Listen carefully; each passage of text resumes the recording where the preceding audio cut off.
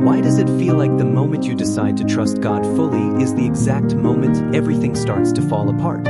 It's not a coincidence, it's a divine strategy, and if you're not spiritually alert, you'll misinterpret your struggle as abandonment when it's actually preparation. Because God doesn't bless empty hands. He blesses hands that have been through the fire and refuse to let go. Right before God brings a breakthrough, He allows pressure, delays, and silence to expose whether your faith is rooted in comfort or in Christ. And most people quit too soon because they mistake spiritual warfare for divine rejection. The wilderness is not punishment, it's training ground, the place where manna teaches you to rely on provision instead of pride, and where the absence of answers forces you to seek the presence of God more than the blessings of God. Deuteronomy 8 verse 2 reminds you that God led His people through the desert to humble and test them, not to harm them but to reveal what was hidden in their hearts, because elevation without purification is dangerous. Some of your greatest battles are not against people, demons, or situations. They're against your own impatience, pride, and desire to control outcomes, and God will let everything collapse around you until the only option is to trust Him even when it doesn't make sense. John didn't receive double until he proved he wouldn't curse God when everything was taken from him, and some of you are in that exact place right now. What you lost is greater than what you understand, but what you gain will be greater than anything you imagined.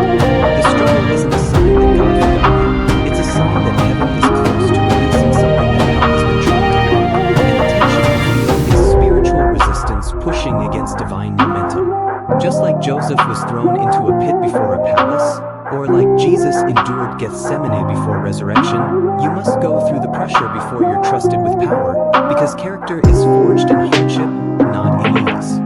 Romans 5 verse 3 says suffering produces perseverance, and perseverance, character, and character, hope. And God knows that blessing you without breaking your dependence on Him will destroy you.